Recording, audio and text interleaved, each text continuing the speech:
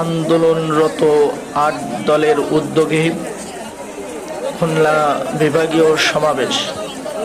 খুলনা শিববাড়ি মোড় বাবরি চত্বরে আজকে লক্ষ লক্ষ জনতার ঢল।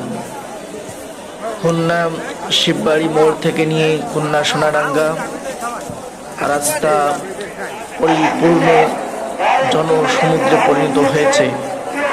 এছাড়া আশপাশের যে রাস্তাগুলি আছে সবগুলি রাস্তার প্রায় একই অবস্থা।